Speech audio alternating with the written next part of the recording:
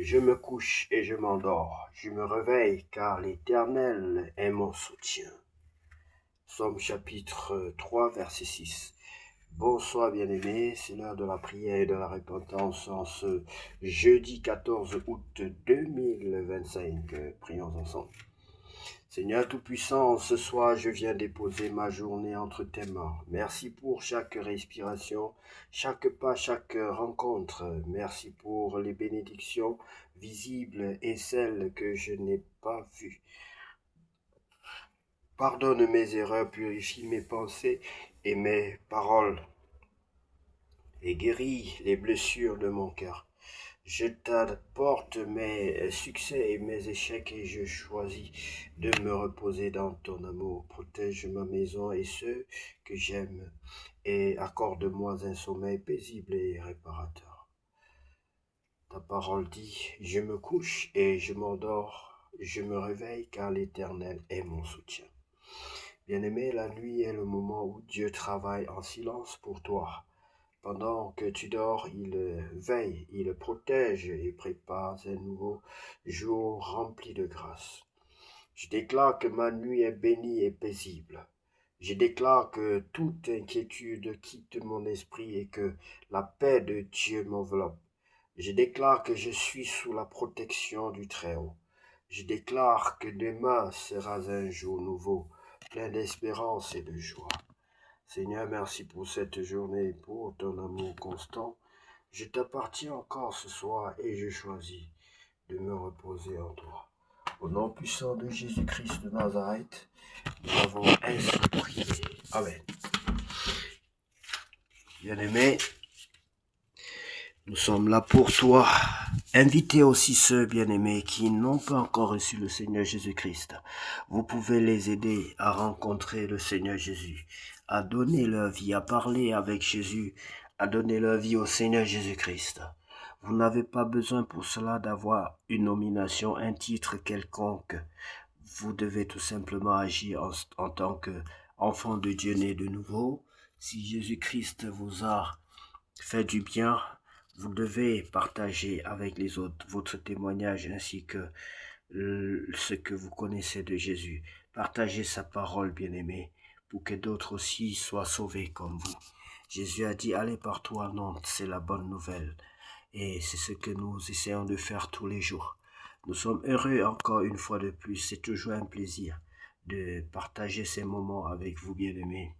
Nous allons donc aider tous ceux qui veulent rencontrer le Seigneur Jésus-Christ, tous ceux qui veulent donner leur vie au Seigneur Jésus-Christ, qui veulent se repentir, qui veulent se détourner de la mauvaise voie. Oui, si tu veux te détourner de la mauvaise voie et te repentir de tes erreurs, de tes fautes commises volontairement ou involontairement, tu es la bienvenue, bien-aimé. Tu vas répéter cette prière après moi. Seigneur Jésus-Christ, je viens devant ton saint trône te demander pardon des fautes et des offenses dont je suis coupable. Seigneur Jésus-Christ, je te demande pardon. Je reconnais que je suis un pécheur et je te demande pardon. Contrairement à toi qui n'as jamais péché, je viens poser à tes pieds mes péchés, car tu t'es substitué à moi. Tu es venu porter mes péchés. Tu es venu enlever mes péchés. Seigneur, je t'apporte mes péchés. Je t'apporte tous mes péchés et je les dépose sous le pied de la croix. Je t'en supplie, libère-moi, car tu es venu pour cela. Tu as dit que ton joug est facile et léger.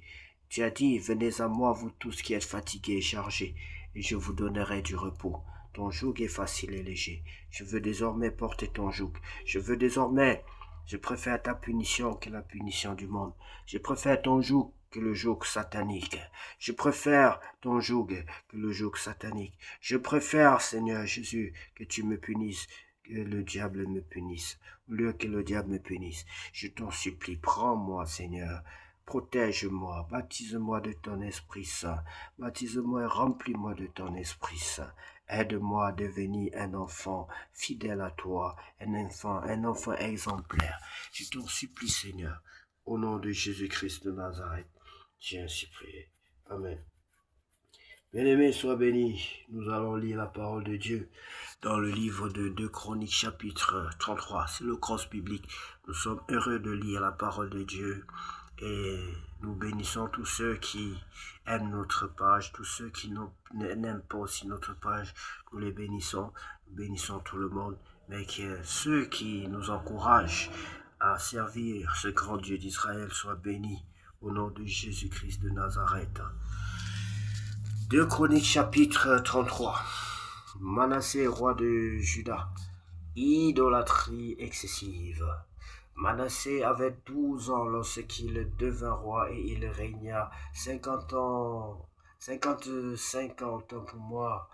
À Jérusalem, il fit ce qui est mal aux yeux de l'Éternel selon les abominations des nations que l'Éternel avait chassées devant les enfants d'Israël. Il rebâtit les hauts lieux qu'Ézéchias son père avait renversés. Il éleva des autels au Baal, il fit des idoles d'Astarté et il se prosterna devant toute l'armée des cieux et la servit. Il bâtit des autels dans la maison de l'Éternel, quoique l'Éternel ait dit, c'est dans Jérusalem que sera mon nom à perpétuité. Il bâtit des autels à toute l'armée des cieux dans les lieux de parvis de la maison de l'Éternel. Il fit passer ses fils par le feu dans la vallée des fils de Hinnom. Il observait les nuages et les serpents pour en tirer des pronostics. Il s'adonnait à la magie et il établit des gens qui évoquaient les esprits et qui prédisaient l'avenir. Il fit de plus en plus ce qui est mal aux yeux de l'Éternel afin de l'irriter. Il plaça l'image taillée de l'idole qu'il avait faite dans la maison de Dieu, de laquelle Dieu avait dit à David et à Salomon son fils, c'est dans cette maison et c'est dans Jérusalem que j'ai choisi parmi toutes les tribus d'Israël que je veux à toujours placer mon nom. Je ne ferai plus sortir d'Israël du pays que j'ai destiné à vos pères, pourvu seulement qu'ils aient soin de mettre en pratique tout ce que je leur ai commandé, selon toute la loi, les préceptes et les ordonnances prescrits par Moïse. Mais à cause de Manassé, Juda et les habitants de Jérusalem s'égarèrent et firent le mal plus que les nations que l'Éternel avait détruites devant les enfants d'Israël. L'Éternel parla à Manassé et à son peuple, et ils n'y firent point attention. Alors l'Éternel fit venir contre eux les chefs de l'armée du roi d'Assyrie qui saisirent Manassé et le mirent dans les fers. Ils le lièrent avec des chaînes d'airain et le menèrent à Babylone. Lorsqu'il fut dans la détresse, il implora l'Éternel son Dieu et il s'humilia profondément devant le Dieu de ses pères. Il lui adressa ses prières et l'Éternel, se laissant fléchir, exauça ses supplications et le ramena à Jérusalem dans son royaume, et Manassé reconnut que l'Éternel est Dieu. Après cela, il bâtit en dehors de la ville de David, à l'occident vers Gihon dans la vallée, un mur qui se prolongeait jusqu'à la porte des poissons et dont il entoura la colline. Il s'éleva à une grande hauteur. Il mit aussi des chefs militaires dans toutes les villes fortes de Juda. Il fit disparaître de la maison de l'Éternel les dieux étrangers, l'idole, et il renversa tous les autels qu'il avait bâtis sur la montagne de la maison de l'Éternel et à Jérusalem, et il les jeta hors de la ville. Il rétablit l'autel de l'Éternel et y offrit des sacrifices d'action de grâce et de reconnaissance, et il ordonna à Juda de servir l'Éternel, le Dieu d'Israël. Le peuple sacrifiait bien encore sur les hauts lieux, mais seulement à l'Éternel son Dieu. Le reste des actions de Manassé, sa prière à son Dieu et les paroles des prophètes qui lui parlèrent au nom de l'Éternel, le Dieu d'Israël, cela est écrit dans les actes des rois d'Israël. Sa prière et la manière dont Dieu l'exauça, ses péchés, ses infidélités, les places où il bâtit les hauts lieux Dieu et dressa des idoles et des images taillées avant de s'être humilié.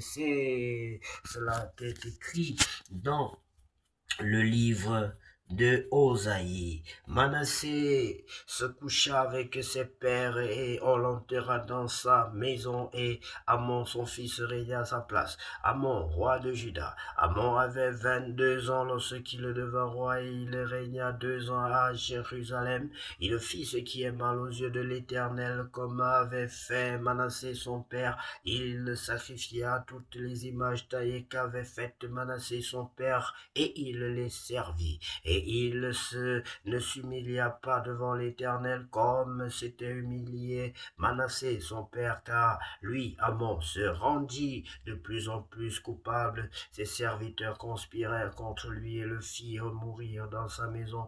Mais le peuple du pays frappa tous ceux qui avaient conspiré contre le roi Amon, et le peuple du pays établit roi Josias son fils à sa place.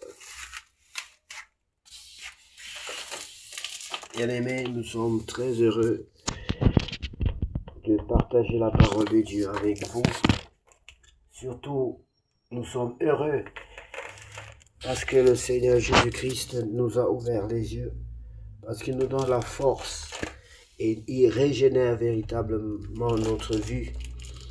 En temps normal, nous ne devrions même plus voir, parce qu'à force de lire la parole de Dieu, on devrait certainement... Bon, bref, vous avez tout compris, mais l'Éternel Dieu Tout-Puissant nous régénère. Vous allez voir des prédicateurs de près de 100 ans qui ont toujours leur vue intacte. C'est une grâce, bien-aimée, parce que si Dieu nous dit que nous devons lire sa parole jour et nuit, c'est qu'il assure aussi, il vérifie, il assure, il nous rassure la bonne santé, il nous aide à avoir une bonne vue pour demeurer dans sa parole, bien-aimée, car si ce n'est pas le cas, nous devrions facilement rebrousser chemin. Or, il nous aide à être en bonne santé. Il dit prospère à tous égards comme prospère l'état de ton âme. Il sait vraiment que nous avons besoin d'avoir une bonne vue pour scroller, pour lire sa parole chaque jour. Nous en avons besoin. Et sa parole est une muscle à nos yeux, est une force autant pour moi à nos muscles. Or, nos yeux aussi ont des muscles. Et nous prions l'Éternel que sa parole soit une véritable force à nos muscles oculaires aussi. Au nom puissant de Jésus. Bien-aimés, soyez bénis. Demandez toujours au Saint-Esprit les parties que vous n'avez pas compris. Aucun homme ne peut mieux vous expliquer Dieu que Dieu lui-même, car le Saint-Esprit est Dieu. Il est toujours disposé. C'est la chair qui est faible, bien-aimé, mais l'Esprit de Dieu est disposé à t'aider, à t'expliquer des choses, à te conduire sur le chemin de la vérité. Soyez bénis, bien-aimés. Dieu m'a encore béni aujourd'hui. Il m'a véritablement honoré. Les choses qu'il faut faire des semaines pour avoir, Dieu peut te donner en une seconde. Dieu honore ceux qui l'honorent, bien-aimés. Et Dieu m'a honoré devant plus de 100, voire vraiment des centaines de personnes. Et Dieu m'a choisi. Il m'a honoré. Et bien-aimé, c'est pour moi plus que de l'or, plus que de l'argent, plus que les millions qu'on pourrait me donner, car Dieu, il m'en donne déjà. Bien-aimé, cherchez votre Dieu. Connaissez votre Dieu. C'est le Dieu d'or et d'argent. Ce Dieu, c'est lui qui détient l'or et l'argent. La Bible dit que l'or et l'argent lui appartiennent. Donc, si tu cherches l'or, si tu cherches l'argent, commence par chercher Dieu. Et tu auras toutes ces choses, comme il est écrit. Et cherchez d'abord le royaume des cieux, et toutes ces choses vous seront données par la suite. Car notre Dieu revienne la gloire, la puissance et l'honneur pour tous les siècles. Amen. Bonne nuit, bien-aimés.